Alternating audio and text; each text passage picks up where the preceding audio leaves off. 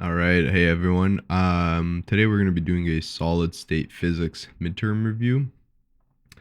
And just to let you guys know, I've been a TA for this course for the first time this semester. And what I'm going to go over with you in this video is some very common mistakes that I've seen students make after TAing for upwards of 150 students this semester. You see some common mistakes. And then besides that, some conceptual things that are the crux of the course that are going to be tested most, I think. So let's just get into it. So if you're looking for deep theory of why some of these things are, this video is not for you. And you should actually go and look into the theory um, wherever you feel like there's gaps in your knowledge. But this is specifically for the midterm review. Okay. So the concepts that we're going to be talking about are just a review of electrostatics. We'll go over photoelectric effect and some common things that I've seen. The Hall effect, the Bohr model, and energy diagrams. And we're going to go up to the PN junction as well as the energy band diagram for those. So buckle up. Here we go. So at any point, feel free to pause or go back. With me, I have the formula sheet as well. So sometimes you'll see I'll just write down the formulas. um, so if you're wondering, I'll try to point out where I pulled formulas right out off the formula sheet. So let's just jump right into it. Just give me 1 second.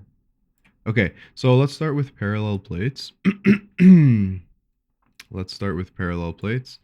So as you guys know, parallel plates is this concept here where you have two plates, and then you have a charge that goes in between them. So in this case, it's first thing that's important here is it's important to know which side of these is positive and negative. So the side with the larger line is the positive, and then that's going to be the negative. So if this is the positive, that means all the way through here is a positive charge. So what we can do is label this as plus Q. Oops, sorry about that.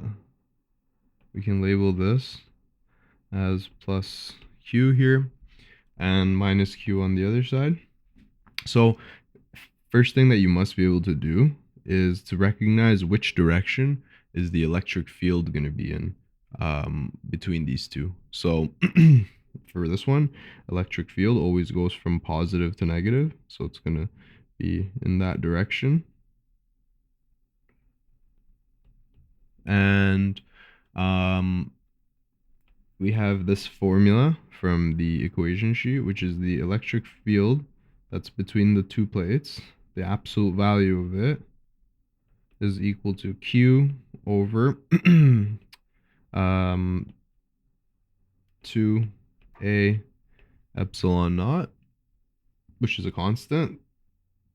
And A here is the cross-sectional area. And D here is the distance between them.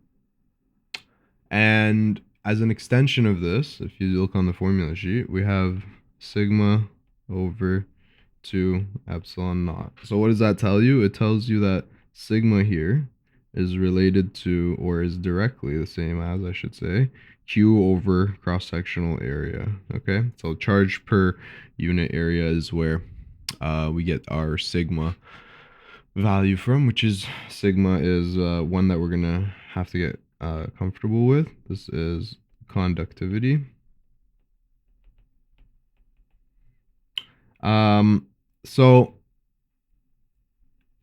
moving on from this, we have this formula also from the formula sheet. Delta V is equal to E delta X. So in this case, the electric field here is going to be in volts per meter. And the delta x here is the distance of any 2 points. So distance between. So for example, if you're talking about one end to the other end, well then it's the delta x here is going to be same as d. But you could also be looking from one end to the halfway point or any other distance of interest as well. And hopefully my capture card here works okay, and the text and video is not too choppy. Okay, so really important testable concepts here. Okay, I'm gonna move on to that. So testable, and then we'll do a couple examples. Testable concepts is that so forget about this 3D setup that I've shown you here. Let's move it to a 2D. So what you need to be able to do is based off of you could have a voltmeter reading. So you might have this hooked up to a positive side, negative side, right? And then you have a positive or negative reading for the voltmeter. You should be able to figure out which side of these has, let's say, positive charges, which side of these has negative charges, and then because of this, which direction is the electric field going to be in? Okay. And here's where you'll get some testable concepts, okay? So you might have electric field pointing to the right, electric field pointing to the left. That's up to you to be able to figure out. You might also have, they'll say you have a positive charge or a negative charge placed within this electric field. That positive charge could be anywhere along this distance, right? They might give you a positive charge is at the negative plate and fired towards the positive plate. So what you need to be able to do is figure out one, will the charged particle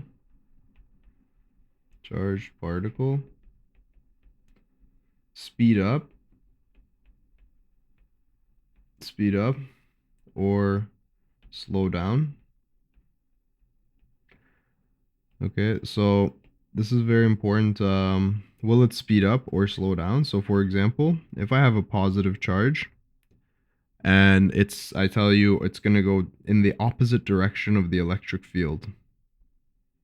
Okay, so we have a positive charge. It's going in the opposite direction of the electric field. That will tell you. So, and again, there's a lot of different wording styles they can choose here. They can tell you it's going in the opposite direction of the electric field. They can tell you it's going to the left. They can tell you it's going towards the positive plates. It can tell you it's going away from the negative plates. There's a lot of different wording that they can use. But essentially, either way, you need to be able to figure out, is this going to slow down or speed up? Well, we can probably see that we have a positive charge going towards other positive charges. So what we would expect is that in this case, it would slow down, right? So it's going to start getting repelled from the positive charge. So as a result of that, possible questions that you might get are, will the particle hit the plate? So imagine this. They tell you have a positive charge. It's going in this direction. And then eventually it's going to get repelled, right? But is this initial positive charge have enough speed to be able to go and hit the plate? And if so, what is the speed when it hits that plate?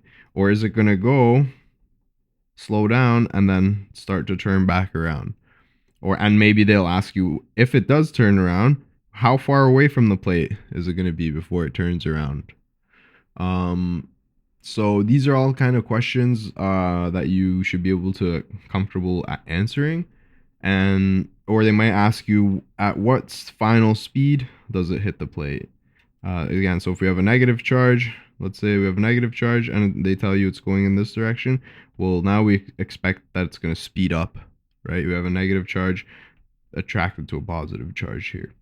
So a lot of the questions when it comes to parallel plate, topics are specifically just related to being able to understand, again, which direction is the electric field, which kind of particle is it, right? If they tell you it's an electron, you should know it's a negative particle, etc., etc. Where is that particle and which direction is it going in initially? Is a positive charge going towards a negative plate or a positive charge going towards a positive plate? These are both possibilities. So, but what it comes down to mostly is conservation of energy. Okay. So for that one, we have delta K plus delta U is equal to 0. And this delta U here, you can see again from the formula sheet, we have delta U is equal to Q delta V. So Q delta V is, this is the charge. Delta V is the change in potential within the field. Okay, and that might be very easy, and I'll show you what I mean in a second. Okay, so um, I'm just gonna pause the video here to make sure that everything went smoothly, and you can catch the rest of the video in part 2.